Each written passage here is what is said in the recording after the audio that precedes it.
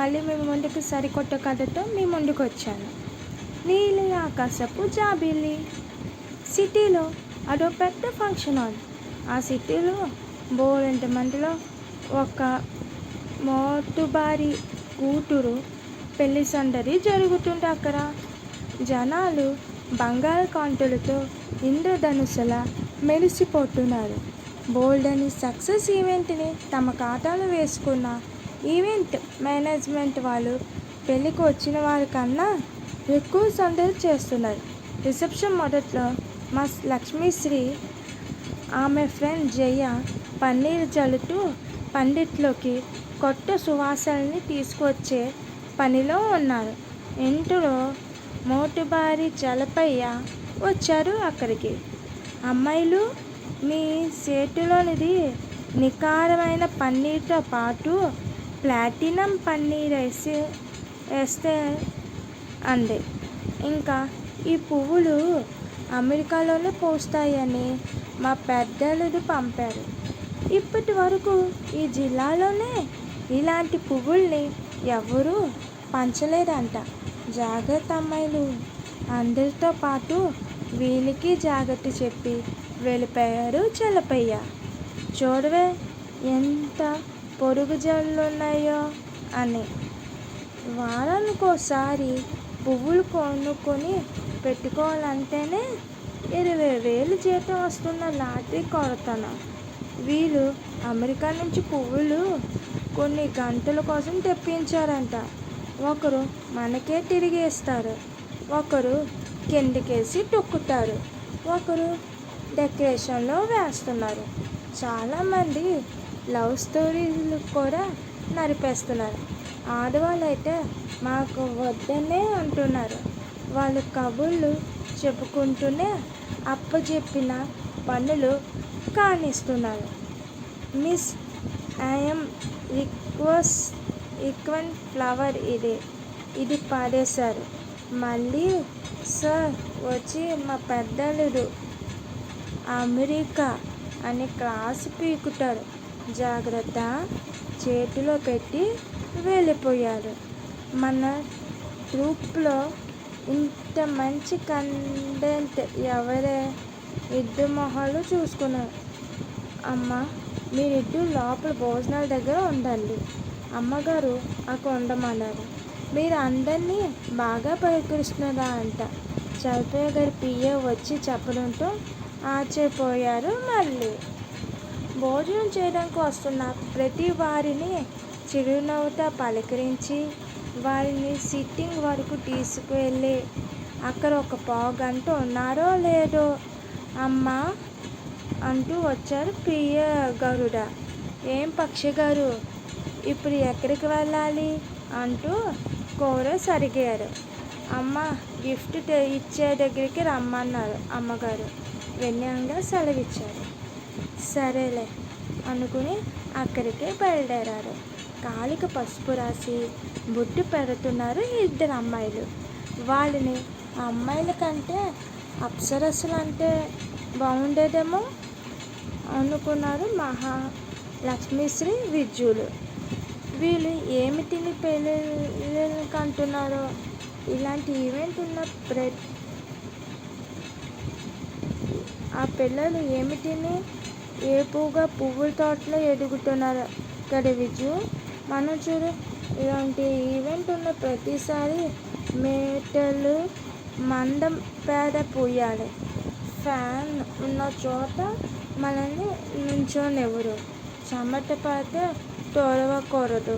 ఒకవేళ టూరిస్తే మొహాలు మనం చూసుకోవాలంటేనే యాక్చి వీరిలా కష్టాలు చెప్పుకుంటే ఈవెంట్ మేనేజర్ వచ్చింది. మీరు ఒక చోట ఉండకుండా ఈ టైంకి 3 సెకండ్స్ మారారు. బ్లాక్ మార్క్ వస్తే అంతా మేమే బేరం చేయాలి. పనిష్మెంట్గా జీతం కట్ చేస్తే మమ్మల్ని మీ మైండ్లో ఎలా తిట్టుకుంటారో ఊహించుకుంటేనే అబ్బా తల పట్టుకుంది అమ్మ మైథిలి. ఆమె అలా తిరుగుతుంటే వీళ్ళిద్దరూ చలపయ్య గారి పిఏ కోసం చూస్తున్నారు. ఈవిడ తిట్ల నుంచి తప్పించి వేరే సెక్షన్కు మార్చావయ్యా అనుకుంటూ. నేను ఇంతలా చెబుతుంటే మీరు ఎక్కడ చూస్తున్నారు మిస్ మా లక్ష్మీశ్రీ? మైత్రి టోన్ పెంచలేకపోతుంది. కానీ మిగతా స్టాఫ్ కూడా ఇలా ఈవెంట్ని ఆటగా మార్చేశారా అన్న భయం ఆమెని తెలుస్తుంది. తొందరగా మాన్పించడానికి కూడా లేదు. మామ్, మిమ్మల్ని పెళ్లి కూతురు దగ్గర ఉండమన్నారు అమ్మగారు. పన్నీటి జల్లు కురిపించారు పిఏ. మామ్, వెళ్ళమా? మైత్రిని అడిగారు. అమ్మగారు ఆర్డర్ వేస్తే తప్పదుగా. క్యారీ ఆన్ అంది చెయ్యి ముందుకు చూపిస్తూ. అలా అయితే విజు, మనం ఇప్పుడు లక్ష్మీదేవిని లైవ్లో చూడబోతున్నాం అన్నమాట. అవును, మా లక్ష్మీశ్రీ జీవితంలో వడ్డానం, వంకీలు వగేరాలు పెట్టుకునే అదృష్టాన్ని దేవుడు మనకి మ్యాక్యం ఇవ్వరు. కష్టఫలే అన్నారు. అంత కష్టం మన ముఖాన నేను జన్మలో పడలేను.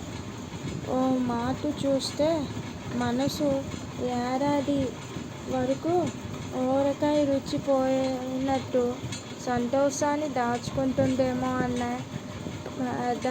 అంటూ పెళ్ళికూతురు గదిలో అడుగు పెట్టగానే వావ్ అనకుండా ఉండలేకపోయాం ఇద్దరు. ఈ ఉన్న వాళ్ళ అందం పాడుగాను.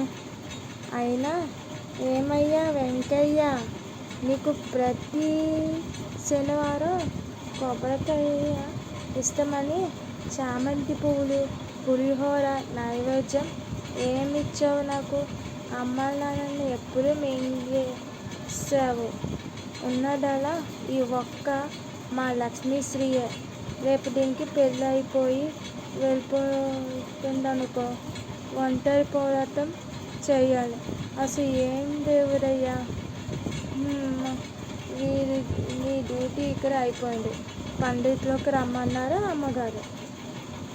ఈసారి మాటకి ఒళ్ళు మండింది ఇద్దరికి.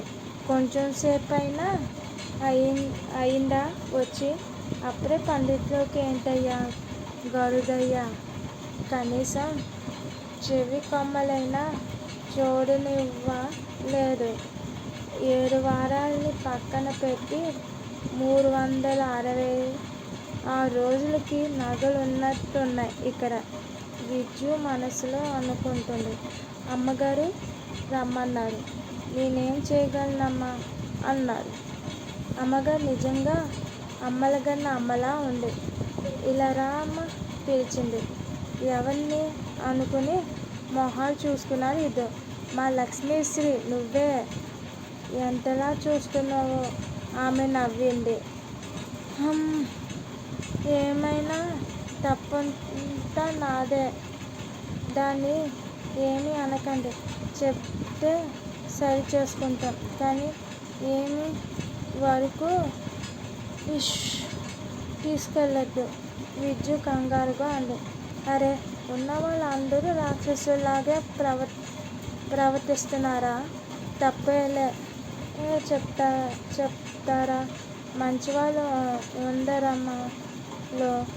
దానికి అంత కంగారు. ఆమె ముందుకు వచ్చి మా లక్ష్మీశ్రీని ఓసారి తనివి తీరా చూసుకుంటుంది. నీకు ఇష్టమైతే అంటూ ఇలా అంతా చేసి అక్కడ నిలబడ్డావు. బదవా నవ్వుతూ ముందుకు వచ్చారు. ఆమె పిలిచిన అబ్బాయి వీడు నా రెండో కొడుకు. పెద్ద అందగాడు కాదు, ఇప్పట్లా చదువు కాదు.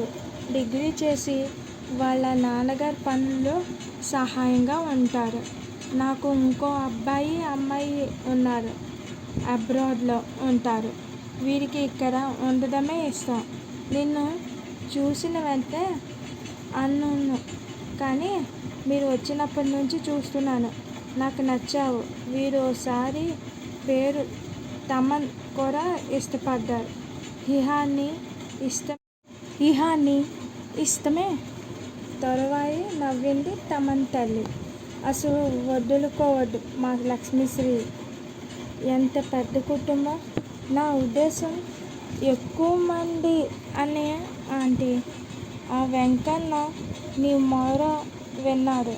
నిజమో అబద్ధమో తీర్మానించుకోలేని స్థితిలో కన్నీటి పర్వతమైంది మా లక్ష్మీశ్రీ. ఆంటీ, ఈమెకు నేను తప్ప ఎవరూ లేరు.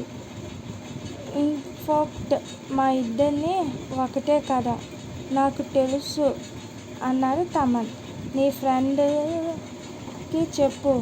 ఇప్పుడే సమాధానం అవసరం లేదు. ఆమె ఒప్పుకుంటే ఈ జాబిలికి అమావాస్య రాని వెలుగే ఎప్పటికీ ఉంటుండే అని పదమ్మా, మనం ఉందన్న అధికారం చూపించడం కూడా మంచిది కాదు. బాయ్ మిస్ మా లక్ష్మీశ్రీ. వెళ్తున్న వారిని ఆపింది విజు. ఏంటి ఆలోచన? మా లక్ష్మీశ్రీ ఉన్నంతలో అడుగు పెడుతున్నారు అని భయపడకు. మనసున్న ఇంటికి వెళ్తున్నా అని మరోసారి ఆలోచించు. అదృష్టం ప్రతిసారి తలుపు తట్టదు. ఆంటీ మొదటిసారి నోరు విప్పింది మా లక్ష్మీశ్రీ. చెప్పు మా లక్ష్మీశ్రీ. ఇది ఇప్పటి వరకు అందించిన సహాయం, ఇప్పుడు మీరు చేయబోతున్న సహాయం రెండు కళలు. నాకు వెనక్కి తిరిగి చూసుకుంటే విజ్జు లేని నేను లేను. దాన్ని ఒంటరి చేయలేను. నీకేమైనా పిచ్చా మా లక్ష్మీశ్రీ? నాకు ఉద్యోగం, హాస్టల్ విప్పాలనే ఉంటాయి. ఓ అమ్మాయి కోరుకునే అంచనాలు ఉన్నలో సరైన పోస్ట్ ఇప్పుడు నిన్ను వహించింది. ఇలా చెబుతూ ఉన్న విజుని ఒక్కసారి ఆపారు తమన్. మీ సమస్య మిమ్మల్ని విడదీస్తే అనే కాదు. అలా అసలు జరగదు. మీ వరస నాకు తెలియదు. కానీ ఇప్పటి నుంచి విజు నాకు దేవుడిచ్చిన చెల్లి. భార్యనైనాక వదులుకుంటానేమో కానీ చెల్లిని వదిలిన అన్న ఉంటారా ఎక్కడైనా? ఏం మమ్మీ, ఇంకా దేనికి ఆలస్యం?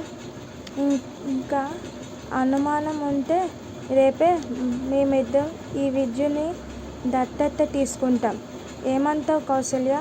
తమన్ తండ్రి అరవింద్ పెళ్లి మాటను ఖాయం చేశారు. వదిన, రేపు నుంచి ఉదయం 6కే బెడ్ కాఫీ నా చేతిలో ఉండాలి. ఏమంటావు అన్నయ్య? తమన్ భుజమే చేయి వేసింది.